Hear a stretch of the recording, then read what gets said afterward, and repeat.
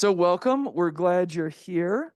My name is Eric White. I'm the Adult Services Librarian here at the Estes Valley Library. Thank you for joining us to learn about workforce, affordable, and attainable housing. Uh, as you may know, February's theme at the library is Won't You Be My Neighbor? And when we think of neighbors, of course, we think of the person next door, the people down the street. So it seemed like a good time to talk about housing and refresh our knowledge of an issue that's been coming up quite a bit in recent years. So I will introduce our speaker momentarily, but first our usual disclaimer. We like to remind everyone that the library sees part of its job as bringing in speakers to share their own perspectives for the enrichment of the community. Their perspectives are purely their own. We don't tell them what to say, and we don't think you'd want us to. All right, so now I'd like to introduce tonight's presenter. Scott Moulton has been with the Estes Park Housing Authority since 2018, first as housing supervisor and now as executive director. Before Scott joined the EPHA, he worked in hospitality, accounting and finance, consulting and management. He was a transportation advisory board member from 2019 to 2022. He also chairs the Estes Park Learning Place Board and coaches women's soccer at our high school. And just a bit of trivia, he also just returned from Antarctica. So please welcome Scott Moulton. Thank you very much, Eric. I appreciate it. If anyone in the room or online has an opportunity to go to Antarctica, I highly recommend it. It was a very special trip for sure.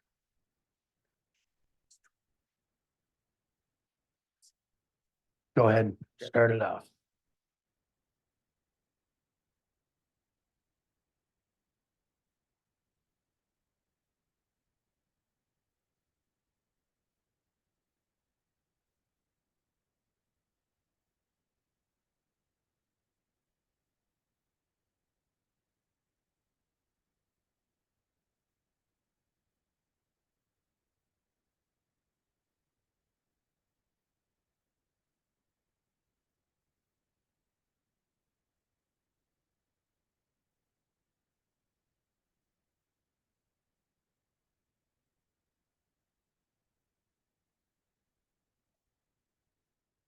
Arrow keys.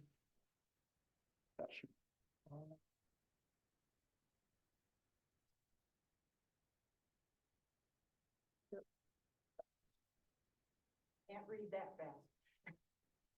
Yep, I think you're all set. Well, thank you very much, Eric, for setting this up and for the library for hosting us. Welcome to everyone in the room and online. I appreciate your time and coming to hear me discuss housing. And my hope at the beginning of this was that we could use this as a springboard to really do a series of discussions around housing. It's a very complicated topic with a lot of different areas and paths that we can go down. So normally in my presentations, I solicit a lot of audience feedback questions as I present. I like to make sure that I'm presenting information that the audience actually cares to hear about. Tonight's going to be a little bit different for me and a little bit more formal manner than I normally present, and that's with the intent and hope that we can kind of cover housing, how housing is created at a very high level, basic discussion tonight. And then my hope is that we'll create a series of 5 or 8 further discussions if we think there's interest in the community, where we can take deeper dives into what it takes to create housing for our community.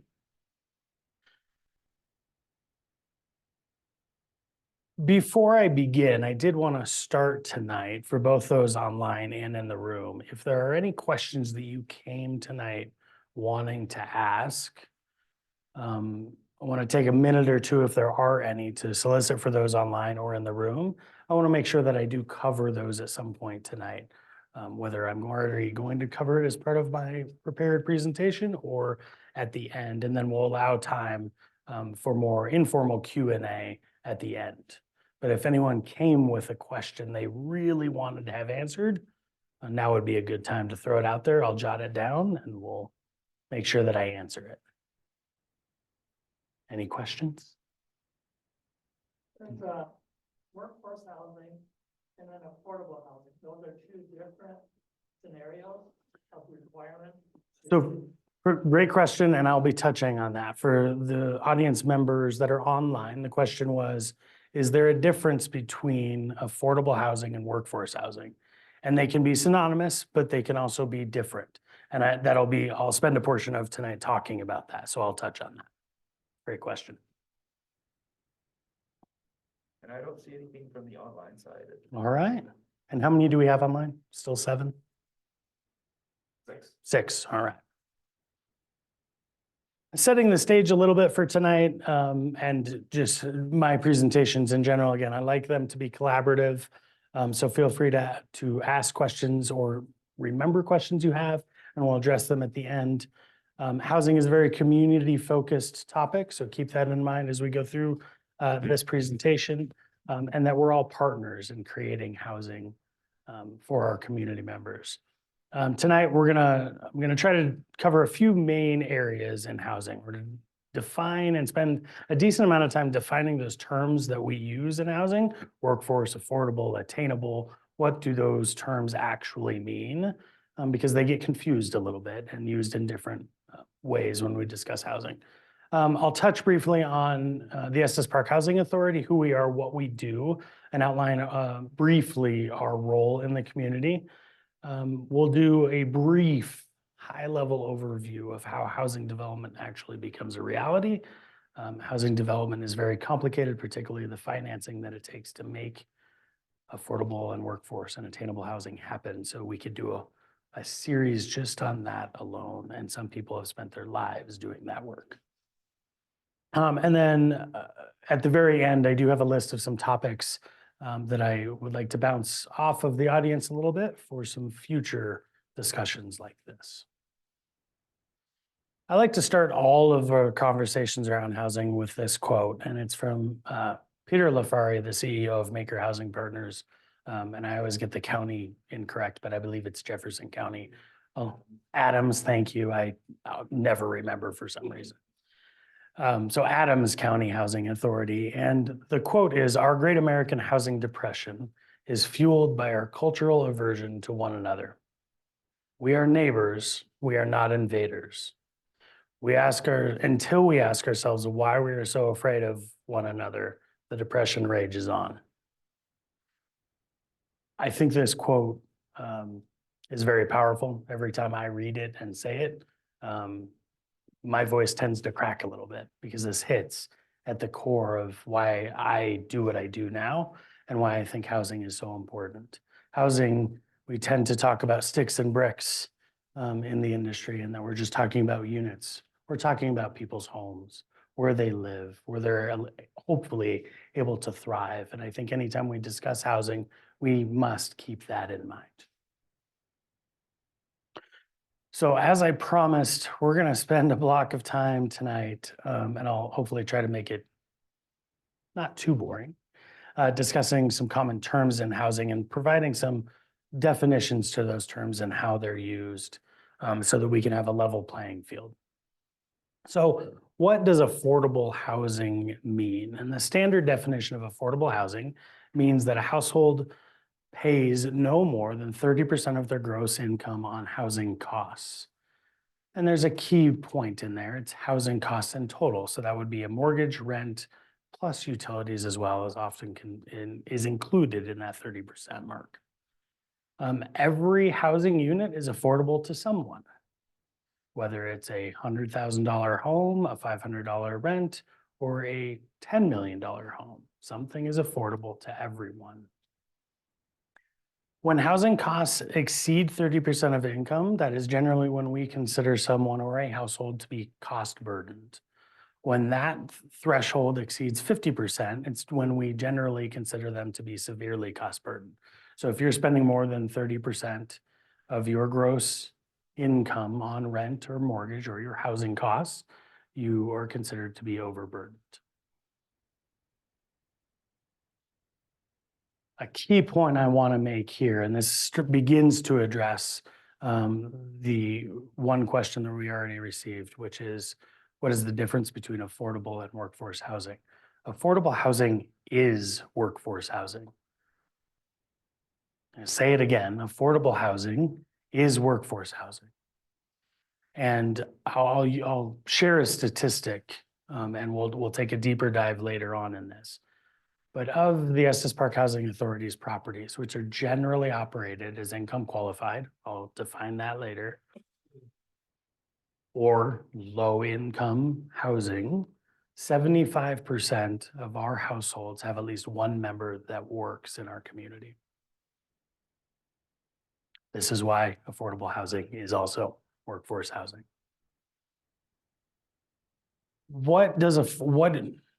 Sorry, my wording is not quite correct on that slide. Wow.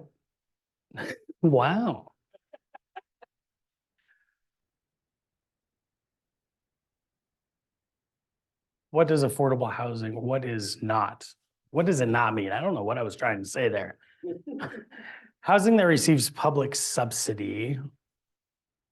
Let me start over on that slide. I butchered that slide. Oftentimes in conversations that I have, when the public thinks about affordable housing, they assume that there's a direct subsidy involved. And that is often not the case. While that can be the case with affordable housing, the majority of affordable housing in our country and our community does not receive a direct subsidy. So when you hear the term affordable housing, I want to make sure that you don't automatically assume there is a direct subsidy involved, because more often than not, there is not a direct subsidy involved. So what does the term low income or income qualified mean? So HUD defines low income households as those whose income does not exceed 80% of the area median income. Families whose income does not exceed 50% of AMI are considered very low income. Income qualified or low income housing, as we generally discuss it, is defined as 60% of area median income or below, and I'll define that in a moment. Programs that support income qualified housing development have expanded in recent years to move that threshold up to that 80% bar. So historically, all the programs that were available to help us develop affordable income qualified housing stopped at that 60% area median income. Some of those programs have been expanded to include up to 80% area median income. What is area median income? Each year, the U.S. Department of Housing and Urban Development, or HUD, calculates the median family income for each county or multi-county metro area. So for us, that is, of course, Larimer County or the Fort Collins metro area. Maximum rent limits based on those published area median incomes are also established at the same time. So to draw that a little bit more local, and what does that actually mean in terms of numbers and not just this abstract concept? The 2023 area median income and rent limits, I'll cover both of those for Larimer County, are in front of you here. So I've just parsed out a few of those key areas spanning all the way from 30% to 150%. And there's some logic behind me stopping at that 150% mark, which I'll cover. So if you see that 60% line, we'll start there. For one person, that would mean they could, if they were moving into or attempting to qualify for a home that had an income limit of 60%, they would have to make less than $47,760 for a single person household, or less than $68,160 for a 4-person household. So that's how you read that chart. And those calculations are all done off of gross income. The associated rent limits for the same AMI levels is what is displayed in this table here. And these rent limits are a little bit of a misnomer, because this also includes, for most income qualified programs, includes a utility allowance that is then based on what the tenant who's occupying that home pays versus what the landlord or owner pays. So in certain developments based on the original funding source, and I'll talk about that a little bit later, the maximum rent a entity like the Estes Park Housing Authority could charge. That's what this chart is showing.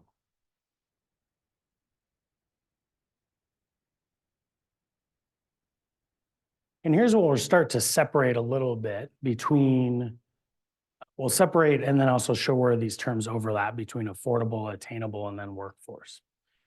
So attainable housing is I'm going to say it's not as formal of a term in housing. You'll hear me use it fairly often. And to me, attainable housing is housing that's available in a community that matches the predominant incomes in that community. Much like saying that something is affordable to everyone, but then looking at it through an attainable lens, you want to ensure that you have a housing stock that is matching the incomes that you have in the community. And so attainable means that, for me at least, and how I tend to use it in these discussions, is that we have a housing stock that is attainable and roughly matches the predominant incomes in our community. Attainable housing also has a Estes Park Development Code definition. And that definition in our development code is housing units are considered attainable to households earning less than 150% of the AMI. The same threshold for attainable housing as defined in the Estes Park Development Code applies to both rental households and owner households. Workforce housing is generally housing that is restricted to members of the working community. The Estes Park Development Code definition is at least one resident in each unit is employed within the Estes Park School District boundary. I'm going to spend a moment here and talk about workforce housing, that definition, and how it relates in our community. This is taken directly from the Development Code. If you notice, I've stripped out the middle piece of it. I'm not hiding any information there, but the way the code was written, it begins to discuss how the verification is done, and it was a little wordy and not necessary for today's conversation. So that's why I stripped it out in terms of defining it in the code. While our development code is a little broad and has this high-level definition, every existing deed restriction in our community as of today takes a step further and defines workforce as that one member of the household who occupies the home must work a minimum of 30 hours year-round, 30 hours a week on average year-round. So while that portion is not in the development code specifically, it is in each recorded restrictive covenant or deed restriction in our community now.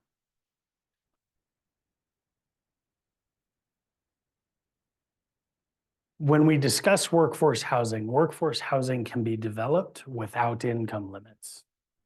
Thereby, you can place a restriction on a workforce unit or create a home that has a workforce restriction, but not place an income limit on it. So you can restrict it to a member of the workforce, but it is essentially a market rate home. But in order to occupy that home, it must be occupied by a member of the workforce, or at least one individual.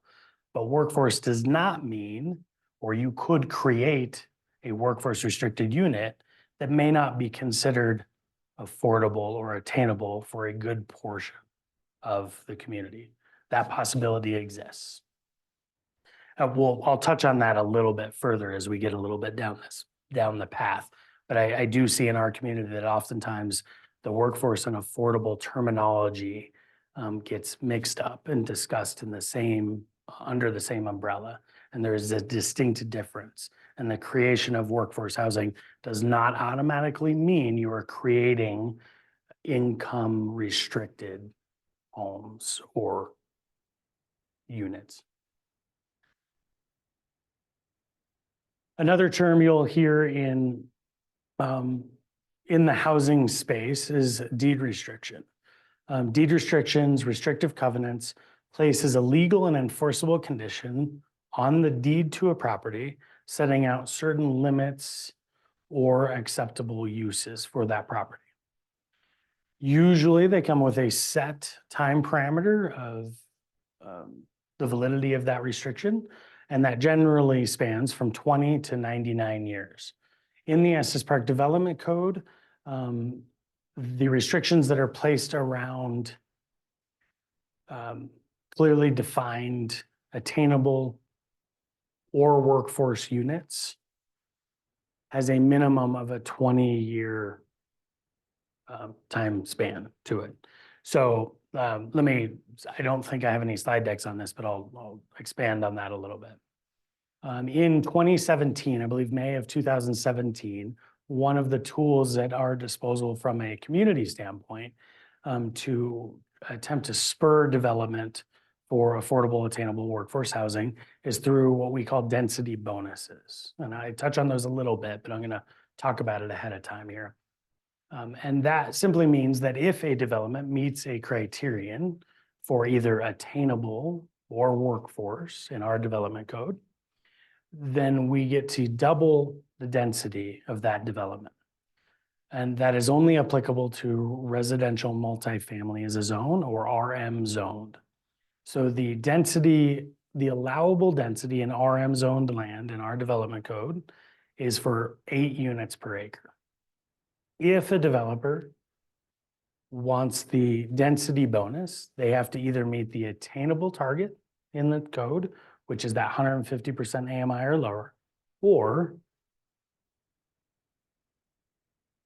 the workforce restriction, meaning that a single occupant has to work within the school district boundary.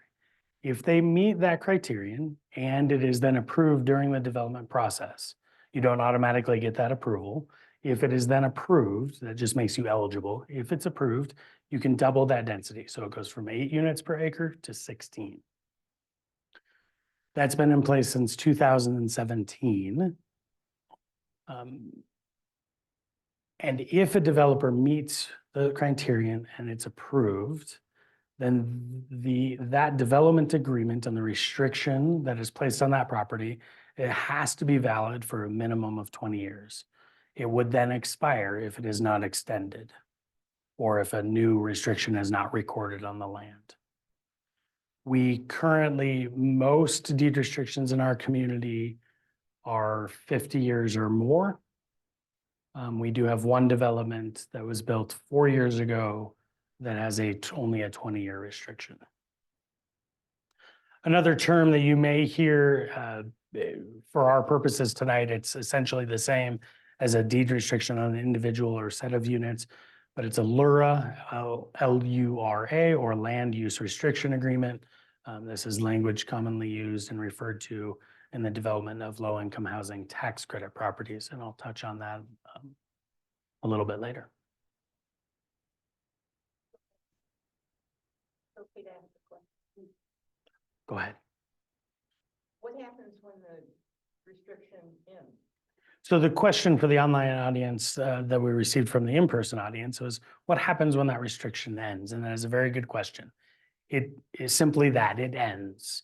And then that property that had that restrictive covenant recorded on it no longer has that restriction, whatever that restriction was. So if it was a workforce restriction, that would expire and it would then become like any other home in the community. If it was income restriction, the same thing would apply. So if it was, I'll use Vista Ridge in our community. It's an ownership opportunity in our community that has an income restriction on it for 80% AMI or below 80% AMI. If that were set, if that expired under the single ownership of a single person, that requirement to make less than 80% AMI would simply go away. And then anybody making any amount of money could buy that home, as an example. And I'll touch on that a little bit more later on in this presentation, how that does work and why it's important in our community as well. Another term you'll hear in discussing how housing is developed, how it comes to be, is a capital stack. That's really just a fancy way of saying how many pots of money do you have to reach into and put together to make a development actually happen. And this little graphic shows basically, it's pretty small print there on the right side. But it just shows a sort of hypothetical capital stack to make a deal work. And I share this term because it sounds really fancy but it's not. At its core, it just means where do you have to pull from? How many sources of funds do you have to pull together to make a housing development occur? And oftentimes in affordable workforce housing, particularly if you're trying to restrict the rents or sell at more attainable rates, whether it's rental or for purchase, our capital stacks or all the pools of money that we have to pull from can become pretty complicated.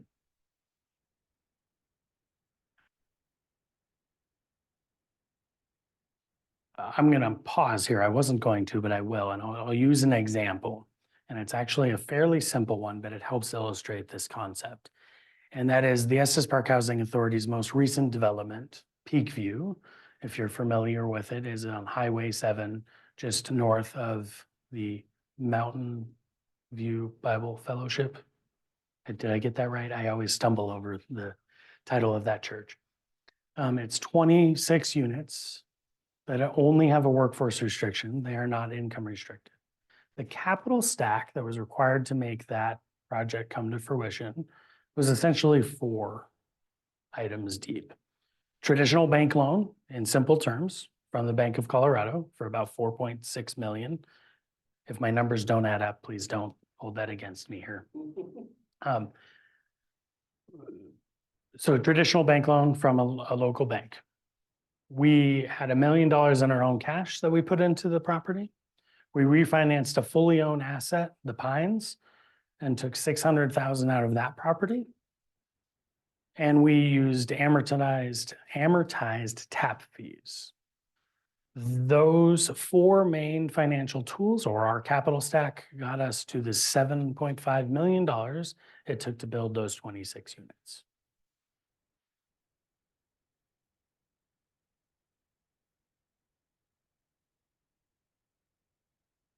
I don't think we can talk about housing in general, whatever type of housing that is, without at least briefly discussing the benefits and why this conversation is important and why we need all housing types in our community.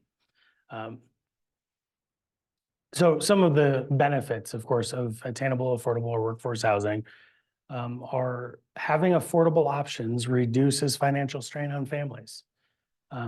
It can reduce the hardships families may face. It can reduce commuting time, the amount of time parents are able to spend with their children in their homes by being able to live and stay locally because they can do so affordably. Those are just some of the direct benefits to residents who are able to live in those homes. From an economic development standpoint, and can I do a time check? How long did we have tonight? You have till 8. I will just note, like, library announcements will come on at 7:30 and 7:45. Got it. Thank you. Thank you, Eric. From an economic development standpoint, having a diversified, affordable housing stock that is attainable to those in our community creates a healthy, vibrant community, and they're key factors in our community's ability to basically remain a going concern, right? Our primary industry is tourism. If we can't support that industry, what happens to us as a community? And we have to be able to support all of the visitors that come to our community for why we live here and enjoy it. We have to be able to support everything that comes with that.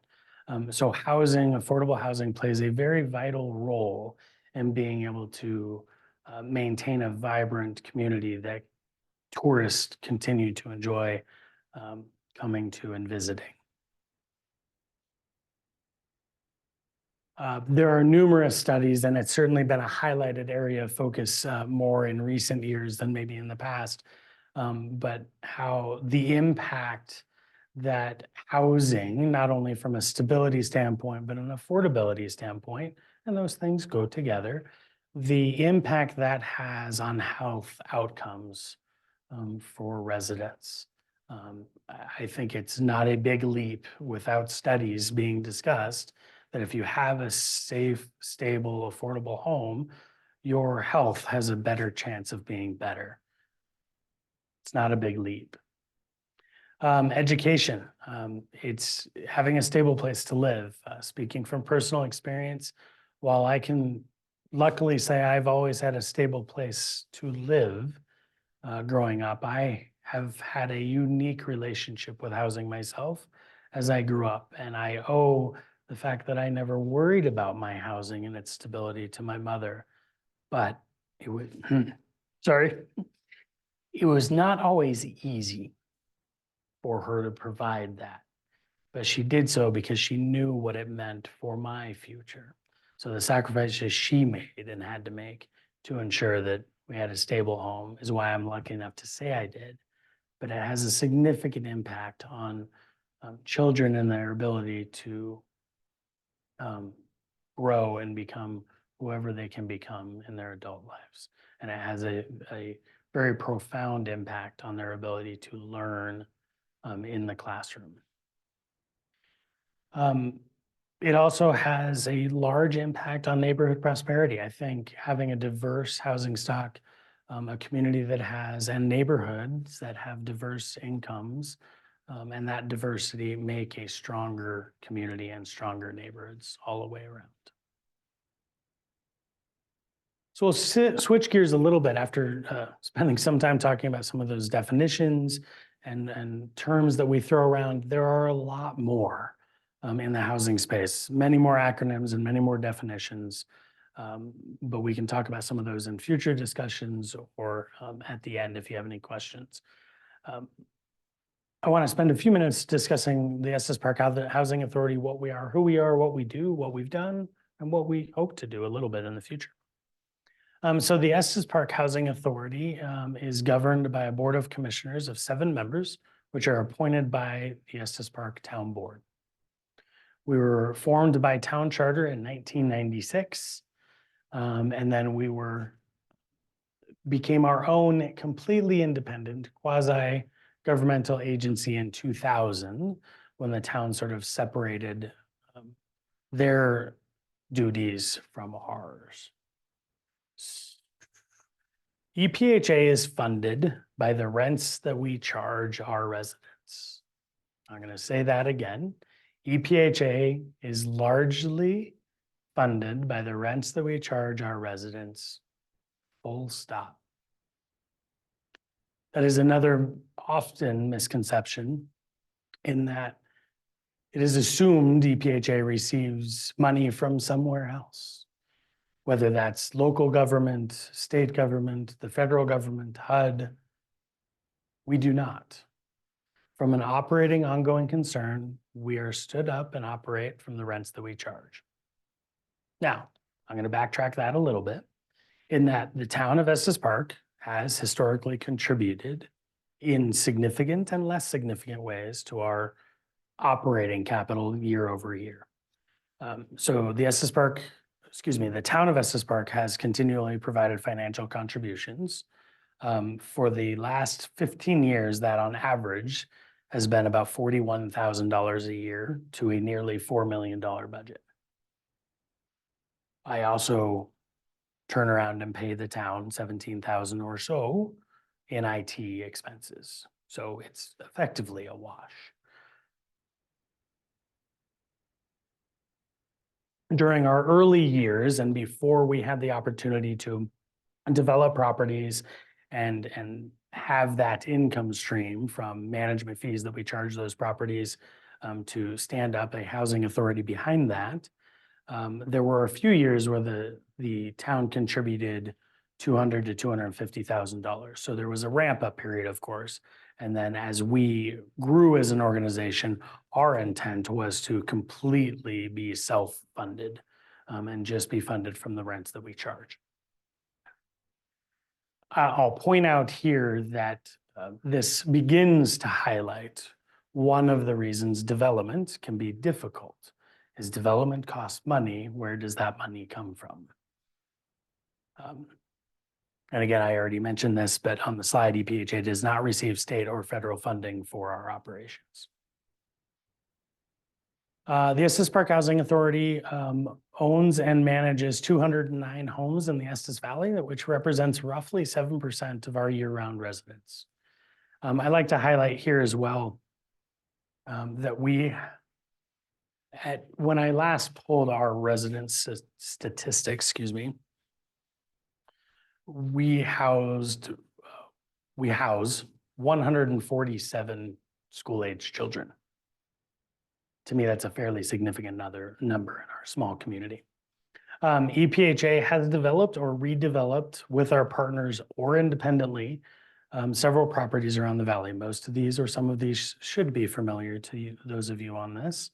That is Lone Tree, Cleve Street, The Pines, Vista Ridge, Talons Point, Falcon Ridge, and Peakview. We also operate a number of programs currently, and that I am hopeful that that will expand in 24 and moving into 25. We operate a down payment assistance program. We also complete deed restriction monitoring and qualifications for nearly 150 homes in the Estes Valley currently, and that number is increasing. We complete qualifications for Vista Ridge, the neighborhood, Wildfire, Grand Estates, and there's a few other one-offs in there where we participate in qualifying occupancy for those restricted homes.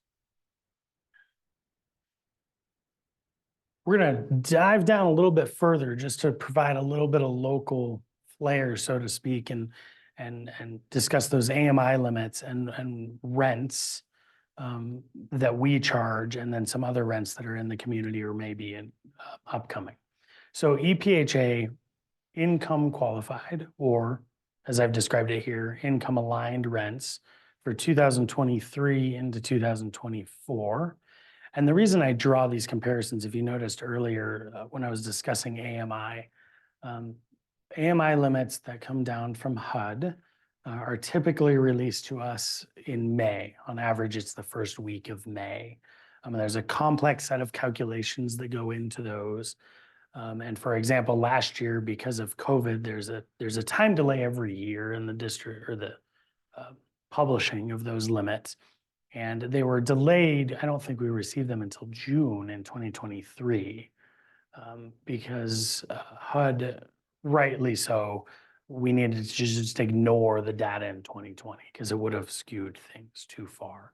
So our rent limits and income limits essentially run, for our purposes in this conversation, generally from May to April of the following year, and they're published yearly. So our rents are on this chart in front of you here. So I won't read them all off, but the range of 30% AMI range from anywhere from $473 a month to $573. We only have a handful of those units at that level. And we only have 1 and 2 bedroom units that serve that 30% AMI bracket. Moving up to that 60% AMI level, rents, if you qualify at 60%, range or depending on the size of the home, 1, 2, or 3 bedroom, anywhere from $1,052 to $1,469. And those are our current rents that we are charging. Transitioning to really Peakview is the only property that EPHA currently operates that does not have an income qualification aspect to it. So Peakview being our only workforce qualified property, rents for a 1 bedroom are $1,298, 2 bedroom is $1,698, and a 3 bedroom is $2,001.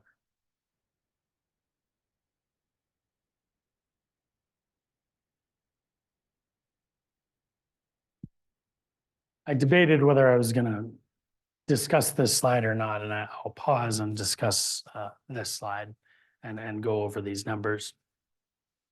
I believe we're probably all familiar with the Prospector Apartments being built on Highway 7 currently. They're under construction and have been for the last several months. The Prospector Apartments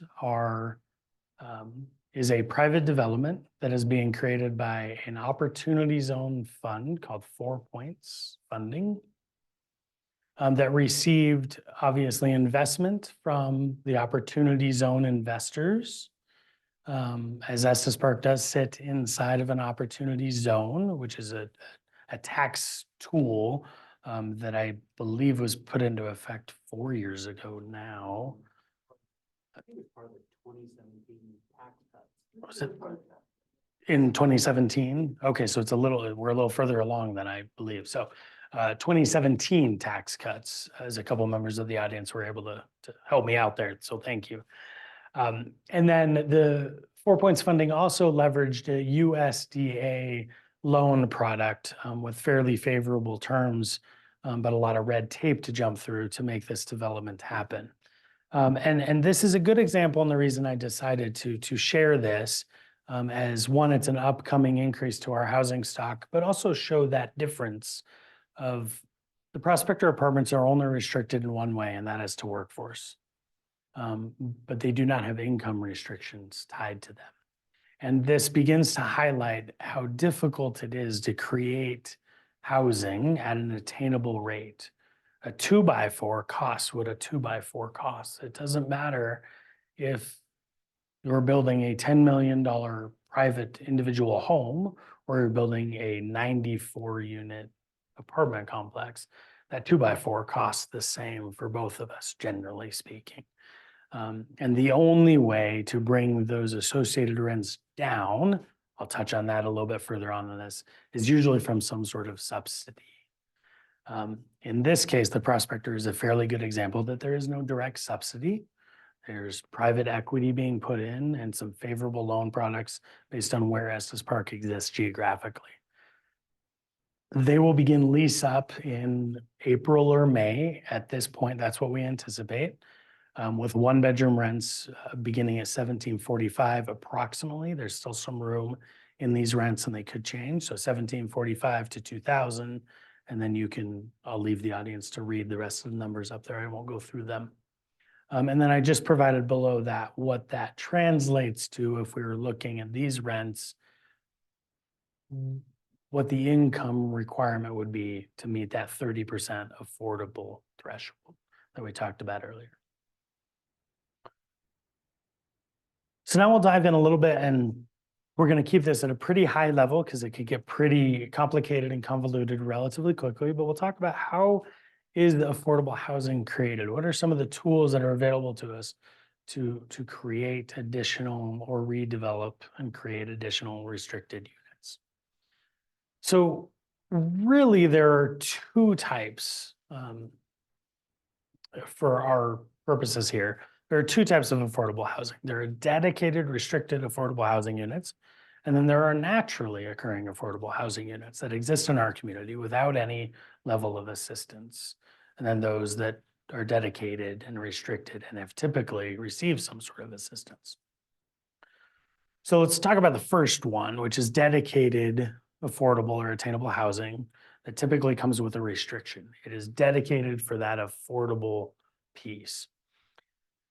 They're created by developers using government subsidy, affordable requirements or incentives.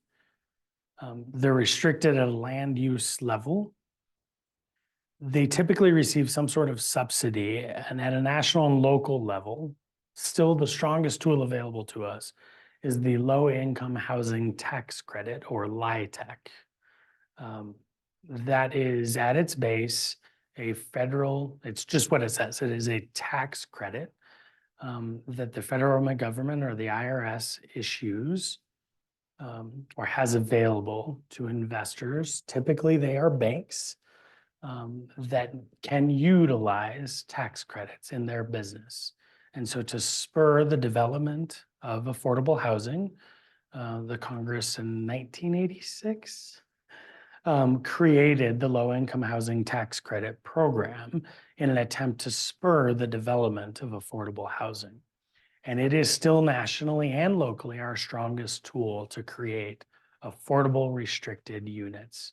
By way of example, Lone Tree, built in 1996, Talons Point, built in 2004, and Falcon Ridge, built in 2016, are the three largest apartment complexes in Estes Park. All three of those properties were created by the Low-Income Housing Tax Credit Program. That program, I'll stop there. It's a complicated, I don't want to call it convoluted. It is a complicated program, but it is a very strong, powerful tool that puts a 30-year restriction on the affordable units that are created.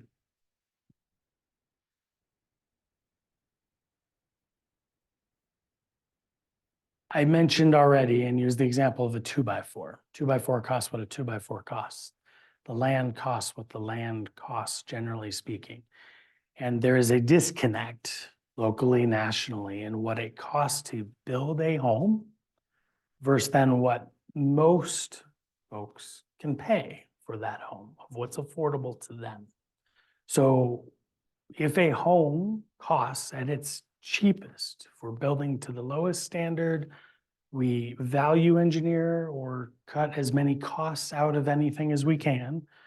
And let's say we do our best and that unit still costs $400,000. You can back the math up to that, whether it's a mortgage or a rent that an owner has to charge someone, there's a disconnect in that math. So in order to drive affordability for any unit that you're developing or redeveloping, whether that's an apartment, a townhome, a single family home, generally, you have to leave money behind or provide a subsidy to that home to ensure its affordability to the incomes in your community.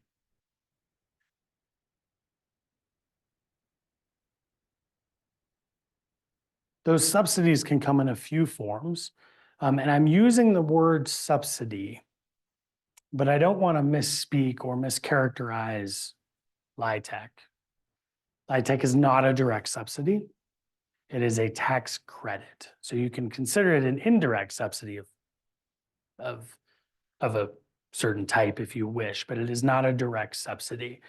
The investor who's receiving that tax credit is receiving an accelerated tax credit over a period of years to put equity into the development of a project. But it is not a direct subsidy in the regard that we usually think of that. Other areas where we can receive either subsidies to build affordable housing or favorable loan terms, grants, things of that nature.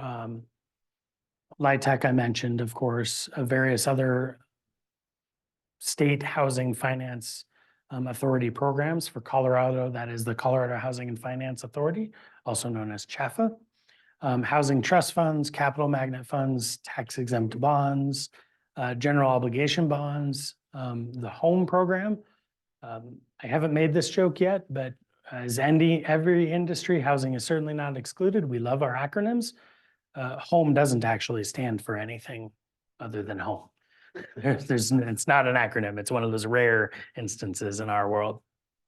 The other way we can help create, or other tools that are available to us to help create affordable housing stock, is how we use and what our development code is.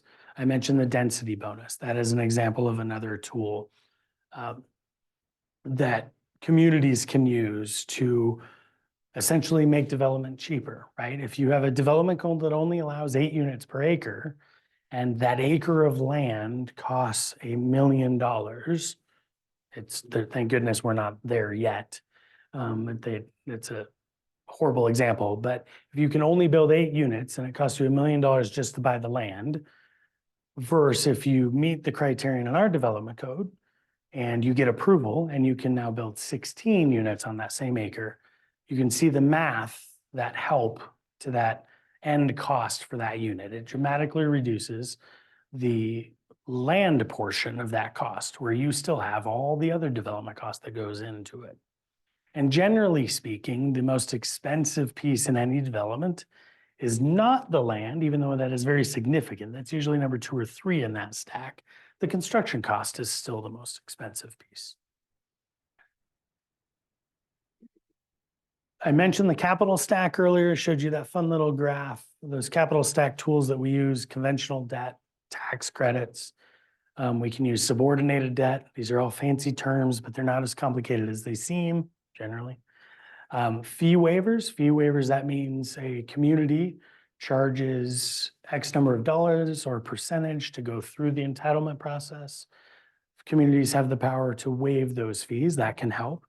Amortizing tap fees, I talked about that in relationship to peak view earlier, where rather than having to pay tap fees up front, we get to spread that out over a period of 10, 15, 20 years. Those are all tools that can help minimize that amount of cash equity or loan upfront to make a development happen and make it more affordable. I mentioned naturally occurring affordable housing. Generally, that's housing which is created without a subsidy and does not have associated affordability restrictions. Most commonly, in any community, naturally occurring affordable housing is older housing stock, whether that's single-family homes or multifamily, either one. And usually it's able to be naturally affordable because there's either little or no debt on that property. Naturally occurring affordable housing is absolutely critical to any community. And it's always something that certainly EPHA has on their scope of preserving any of that naturally occurring affordable housing if we can. Because we certainly know that we don't have enough affordable housing now. Losing any isn't going to help our community or our residents. The question in the audience was how many of our rentals are like that? I don't have any concrete numbers, and not even in the housing needs assessment do we have a real good grasp on what the count of naturally occurring affordable rentals or ownership opportunities. Certainly from an ownership standpoint, there's not many, right? And when anything comes on the market, it's rare to see something under 300,000 or 350 these days. From a rental aspect, well, I don't have any hard data. I think it's a fairly significant number. And I'll use one, I hesitate to qualify my use of significant there, but I'll use one example, and that's the apartment complex across the street from Lone Tree, the Graves Street Apartments. I always forget if it's 32 or 36 units, it doesn't matter. Those rents are generally between, the last time I knew, between 900 and about 1,000. And they've stayed in that range for a large number of years. And that property specifically is generally able to, and they're all 2-bedroom units, is able to charge those rents, which if you think back a few slides, in some cases is less than what we're able to charge.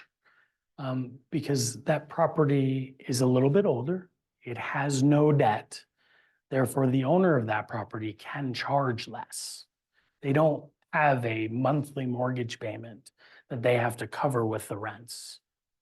But if that property were to sell, let's say for $4 million, and a new investor was looking for a certain return on their $4 million in cash, or if they had to take out debt and they have a mortgage that they have to cover, then they have to operate the housing complex.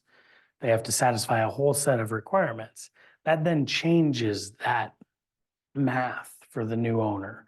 They have to cover that debt plus a fairly healthy margin, most likely required by that lending institution, which means they may not be able to charge only $950 anymore. They might have to charge $1,400, for example, which would obviously have a significant impact on those residents who reside there now. And I just use that as an example locally so we can see and hear what that means and how that can be impactful, and putting that to a real world example.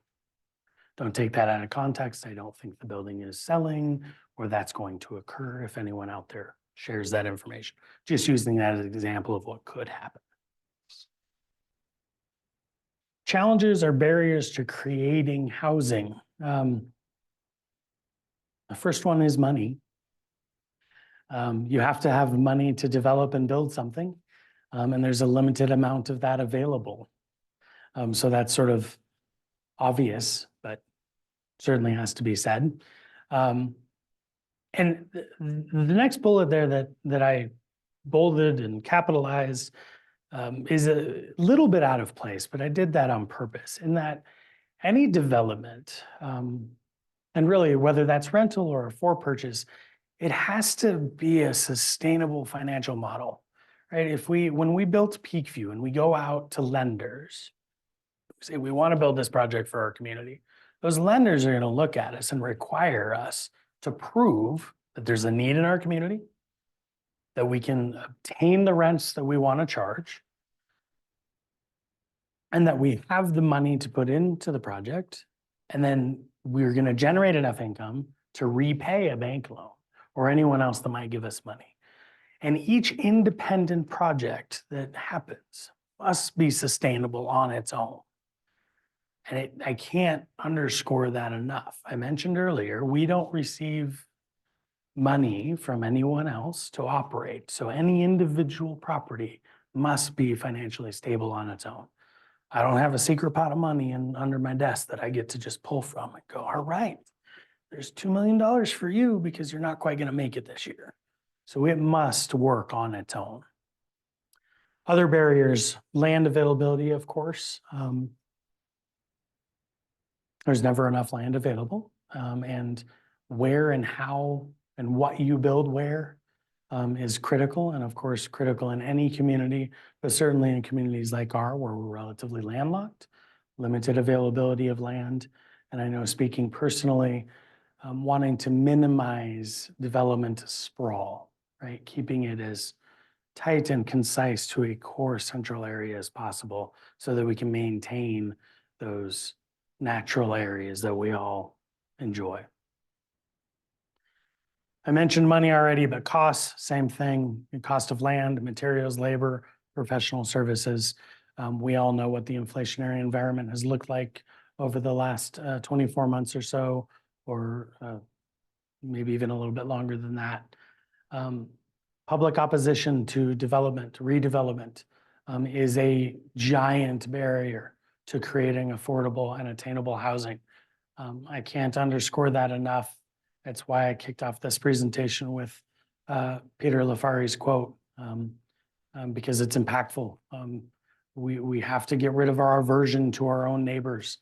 And we tend to operate in a system of development and democracy that gives a voice to those that are already privileged. We have homes. We live in a stable home. I live in a stable home. I come from a place of privilege, having that opportunity. It's easier for me to get up and speak against a new housing development or to say why I may not want something in our community. But who speaks for those who don't have stable housing? They don't have that same voice, but they have the same right to have a stable, affordable home. I want us all to remember that when we discuss housing in our community. Risk and uncertainty is a barrier to development, right? If we have to go out and obtain loans, money, the risk and uncertainty in the economic environment, will a development financially be successful? We have to attempt to prove those things. And any area that is higher risk, considered higher risk, generally adds cost. Estes Park sits in an area that is considered by most lending institutions a higher risk area to develop. We're a smaller community, less population. There are a lot of factors that go into that, but the risk and uncertainty that's associated with that creates additional barriers in the development space. There's always competition for the limited financial tools that we have available to us. I discussed LIHTC, the Low Income Housing Tax Credit Program. Without getting into too many details around LIHTC, it is highly competitive in one aspect of that program. There are limited funds available that come down at a federal and then a state level that are available to us. And that is true of any program that we go after funds. I'll quickly use a recent example there in that I had an active application for a state program that was created from Proposition 123 for land banking. And that provided us an opportunity to apply for funds that were originally designed to be made available for land banking opportunities. Land banking meaning we can go out, buy a piece of land, hold it for a future development. We were not successful in that application. We did not receive the award. My ask was for $1.375 million for a piece of property that we do own, that we just procured a few months ago. But we were not successful because it was a highly competitive process. The state originally received $242 million in letters of intent for an available pot of money of $24 million. Out of the $242 million ask from communities around the state, they invited roughly $65 million worth of asks to formally apply. We were invited to apply, still didn't get an award. So it's highly competitive. So that is, of course, a barrier. There are other regulatory barriers. One very obvious quick example, just because I've mentioned it, is allowable density. 8 units per acre with the bonus density of 16. In some circles, that is extremely dense housing. Generally speaking, in the development world, 16 units per acre is very sparse. Very sparse. I did an analysis on a piece of local property that would be well positioned in Estes to push that density further if it was allowable. And it would really not be financially feasible unless we were allowed to do so. And the density that really would make this particular piece of property viable would be somewhere in the vicinity of 24 to 32 units per acre. Without that, it's really difficult to make a project viable. So density and those regulatory barriers, just as one example, is one example of a barrier.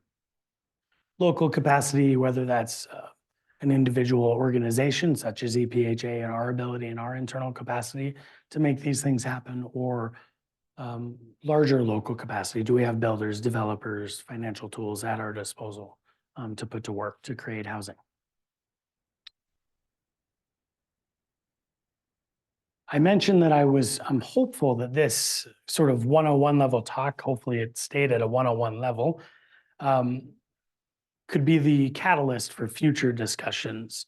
And a few of those areas that we can touch on, and there's a whole host of them, of course, is I can take a deeper dive into how does EPHA operate? What do we look to do in the future? I can further discuss what housing programs we are currently working on and will be looking to focus on in the future.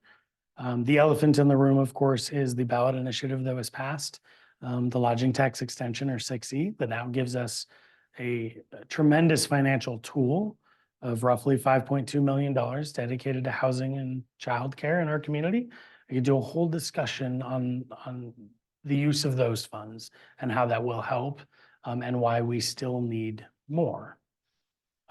Missing middle is a topic that's discussed as well. We could focus as either a one-off or as part of a larger conversation. We can take a deeper dive, believe it or not, into how housing is developed. I just scratched the surface in tonight's conversation. I can take a deeper dive into deed restriction, different preservation models that overlap somewhat with housing programs as well. And then a topic that's really important to me and becoming vital to how EPHA moves forward, I think, is sustainability. And I mean that really on two fronts, as we normally talk about sustainability in terms of our impact on the environment. That's the obvious, but also financial sustainability for the occupants of an affordable home. But sustainability is a huge factor. And I would love to talk about that and how we're looking to that in the future. That is the end of my formal presentation. So now we can go into Q&A if there are any. Yeah, I'll just invite, let me just make sure this mic is working. Yep. I will invite folks who are online to put their questions in the chat, and I'll try to alternate between in-person folks and online folks. And For in-person folks, if you wouldn't mind just taking a second to let me get to you with the microphone. That way, everybody can hear your questions.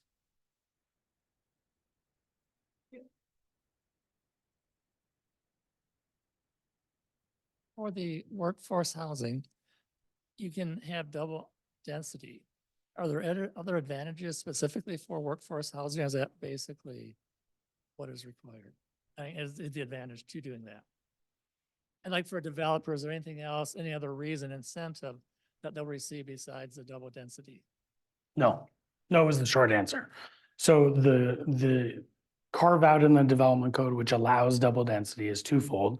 Either you build a restricted attainable development, so would have to be 150% or below, or put the workforce restriction on it. The benefit to the developer and the benefit, it is a benefit to the community because without that double density, a development most likely would not be financially feasible.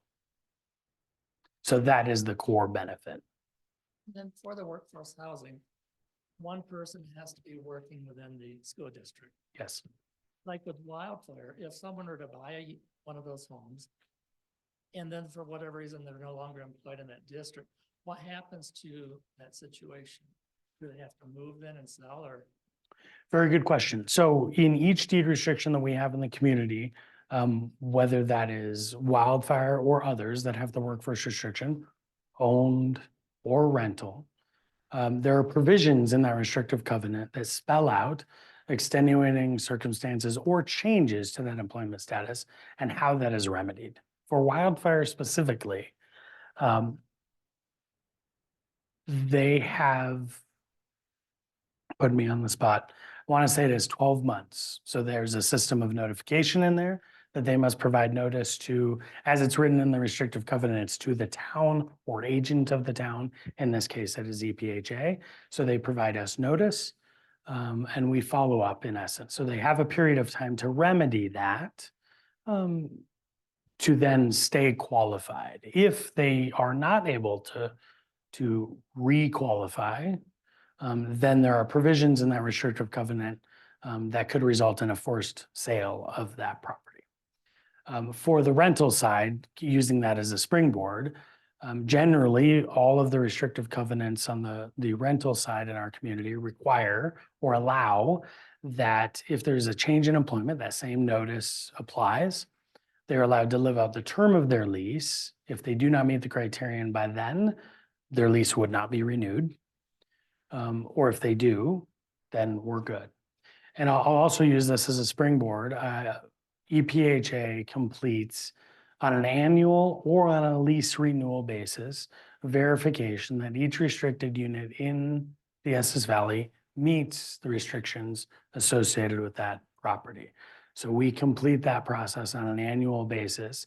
And it's more in depth than just accepting an affidavit from an occupant saying, yep, I meet that restriction. And we take that and say, sounds good. We do independent third-party verification for every single one of those.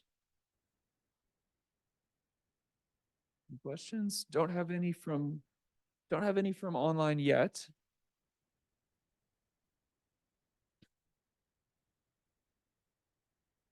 Don't be hesitant. I love Q&A.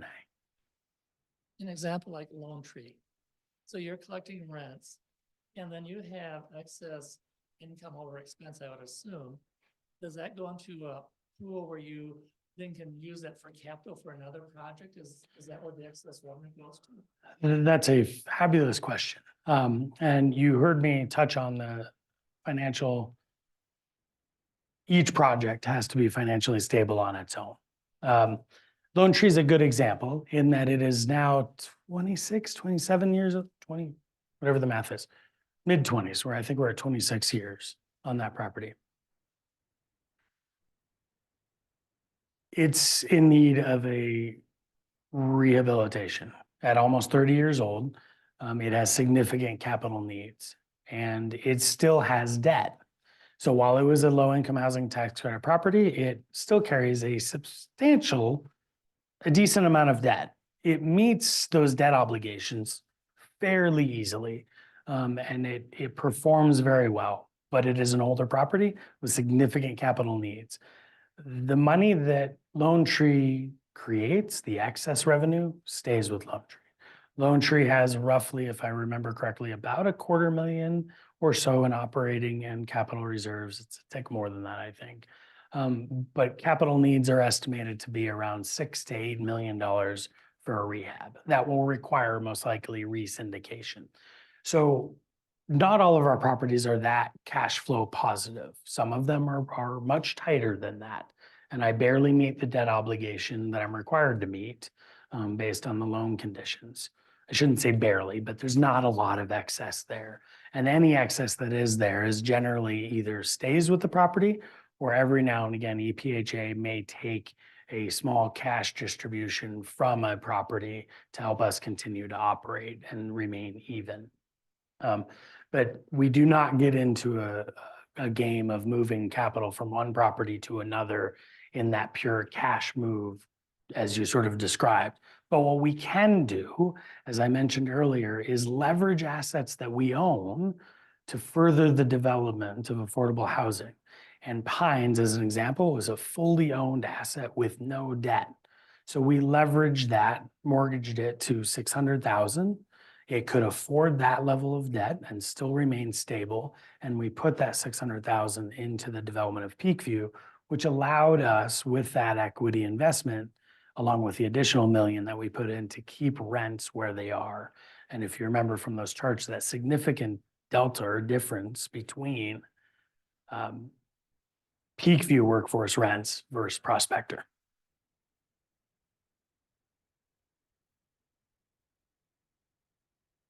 So Scott, the 6E money, is it just for the housing authority? Can other developers use it to build affordable housing?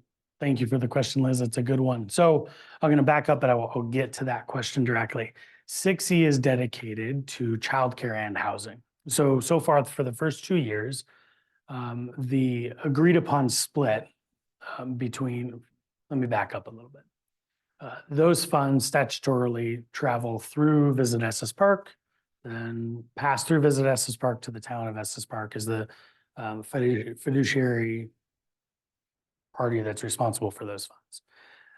The Estes Park Housing Authority then signed a memorandum of understanding with the town of Estes Park to receive any of those funds, which the first 2 years it's estimated at $5.2 million. We came in a little bit above that, I think, for 2023. That the Housing Authority receives all the funds dedicated to housing to put to work. So for the first 2 years, that split was 88% dedicated to housing, roughly, and then 12% to childcare. Of the monies received for housing, one of the tasks that we have in front of us, EPHA that is to develop a program that would allow other developers to tap into those funds. So that program or that ability would come a little bit further down the line. I think I have my eyes on early 25 potentially. But leveraging those funds and allowing other developers to tap into those, and even with a series of different levels and percentages that could be applied to any given development. They do not only have to be utilized by EPHA, but we have yet to stand up a program that would allow, in an equitable manner, an outside developer to come in and tap into those. But that is a goal of ours, to leverage public and private development to create additional housing stock. All right, I've got a couple questions from the online side. Let's see. One is, I'll just take them in order. One is the EPHA set up to accept, one, tax deductible current donations, or two, future estate planning bequests / life insurance proceeds to support its important work in the community? Whoever asked this question, thank you very much for asking it. I'm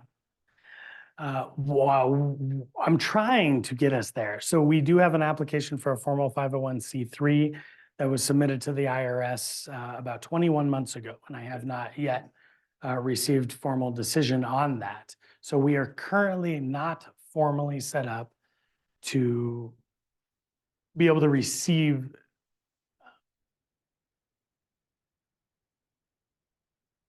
I totally lost my train of thought. Donations that then they receive a tax benefit or a write-off for.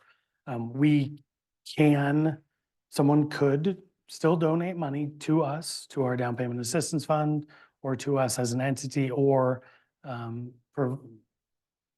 sign over property to us as part of a trust or a will or other arrangement. That is still possible. So we are working on that 501c3. I hope to receive notice from the IRS at some point. All right, I'm gonna take a second question from the online side just to kind of balance things out. Let's see, someone asks, can you say something about the percentage breakdown of income groups currently working in Estes Park? And what is the breakdown of income groups who live in workforce housing / attainable housing? Can you repeat the second part? What is the breakdown of income groups who live in workforce housing and in attainable housing?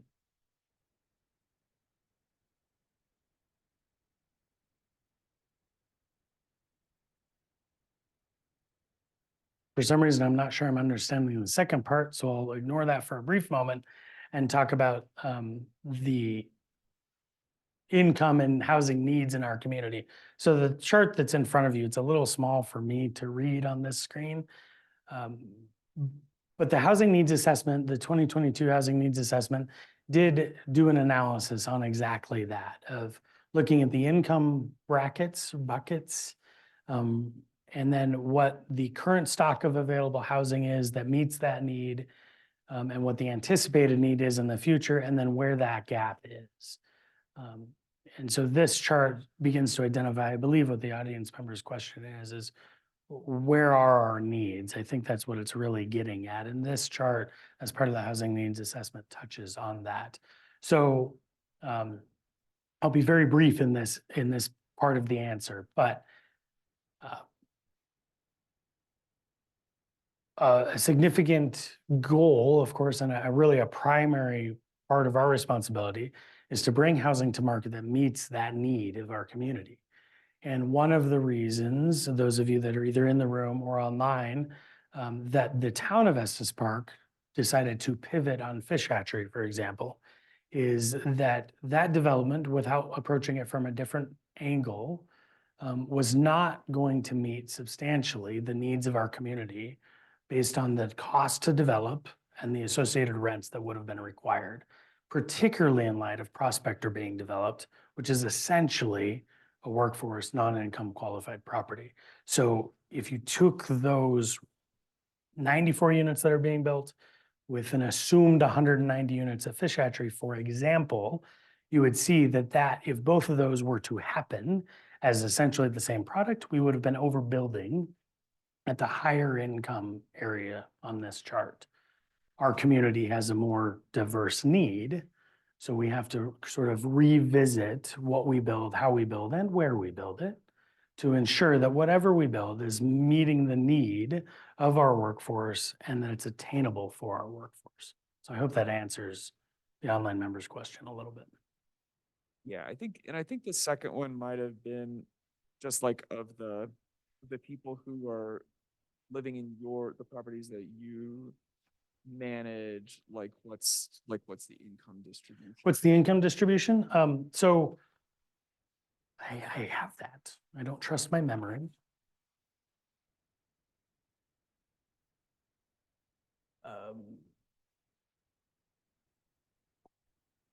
So if we look at all of our properties, EPHA currently owns or operates, the average income is $32,302. I should qualify that was as of September of 2022. So this data is getting a little bit stale in that regard. And there is, of course, a fairly material difference between our LIHTC properties for, say, for example, Peakview that doesn't have any income restrictions to it. So to the best data that we had available as of September of 22, the average salary at our workforce development complex was $51,000. I will say there's a gap in our data in that is the average salary of one working individual in that home, because of the way our systems and data collection works. it doesn't allow me to collect the entire household. It gets a little complicated there, but that I can really only substantiate that's one person. For the rest of our properties, it ranges from an average of 17,000 at one property. Most of them average closer, so I'll just go through it. 17,000, 32,000, 39,000, 36,000, and then 20,000, depending on the property. And those are household incomes. Questions?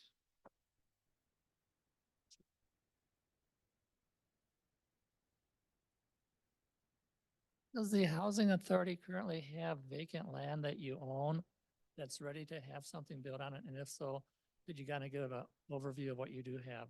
Certainly happy to. So we do. And we've made some significant strides since the implementation of 6E. We did not waste any time. So the Housing Authority purchased in 2000, going back a little bit, purchased a parcel of land that we affectionately call Castle Ridge, of kind of catty corner from Nikki's Steakhouse, if you're familiar with that area. 6.99 acres that we are in pre-development work on now, which we believe we will develop that parcel to be about 27 units of attainable for sale. If you are doing the math in your head of 27 units and it's 7 acres, why so few? It's because it's a challenging site, not only with vertical change, but rock outcroppings. So we purchased that in May of 2019. Now that we have some additional financial tools available to us, as soon as we signed the MOU with the town, we purchased 775 Riverside, 2.62 parcel on Riverside that we will redevelop to anywhere from 10 to 12 units. We completed a purchase on 0 Mary's Lake Road, which is 7.62 acres, if my memory is correct. We will be able to develop into additional housing. And then we are currently, those are all the vacant land or nearly vacant land, as Riverside has 2 existing buildings on it. We are currently under contract for the purchase of Grand Estates, 16 units located behind Antonio's. That is a preservation and a increase to the workforce attainable stock, as 8 of the 16 are already restricted, but only for another 16 years. We're also currently under contract for another property that exists, and we will be looking to repurpose those units into the workforce space as well.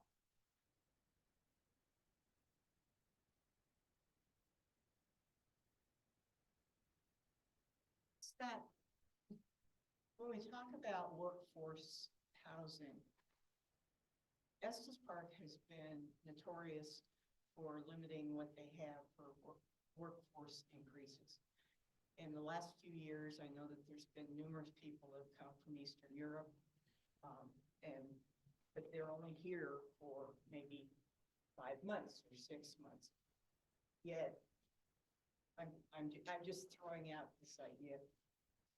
If someone that comes here to work for those 5 months, and we've built these workforce housing units where you want them to stay a year contract, to me, there's a disconnect.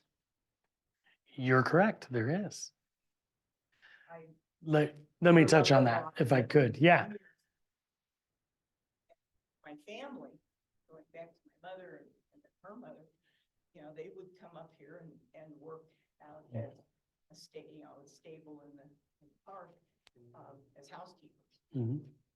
And, but it would only be for 3 months, because then it was go back to high school or go, back somewhere else. Yeah. I think, thanks for raising that question and concern. And I think historically, the Estes Park Housing Authority is focused on year-long leases, to your point, right?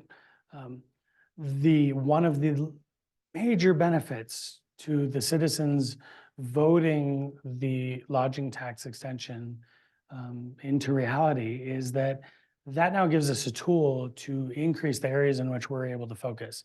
And that area that we have ignored in the past, based on limited capacity primarily, is that seasonal workforce that we know is so vital to our community and how we serve the tourists who come and visit our community in Rocky Mountain National Park. 6E gives us the ability to also now focus and hopefully be able to provide some solutions for those seasonal housing workforce needs. So while that's an area that EPHA has not focused on in the past, it is an area that the board has mandated I begin to focus on, and that we step into that space and begin to provide some solutions. So really from the passage of 6E and continually, I have conversations with local employers with redevelopment opportunities or how we can step into that space and help. And EPHA and my staff is actually getting ready to begin some significant information gathering that goes beyond what's in the housing needs assessment and gets real boots on the ground need data from our employers on what is their need, when do they need that, what is the number of units or beds that they need, that will then begin to allow us to formulate solutions to fill that gap. So it's an area that we can focus on moving forward that we weren't able to in the past. Yes, All right. Thanks, everyone. We're at 8 o'clock. all right. That's all we can take. And I want to thank sorry, I'll just wander over here in front of the camera for a second. Yeah, Scott, I want to thank you for taking the time to come and share with us. I want to thank the Estes Valley Library Friends and Foundation for all they do to support our work. And I want to thank you all for joining us both in person and online, sharing your good questions. I'll be sending a survey out about tonight's event to all registrants. I'd love it if you could fill that out and tell us how we did.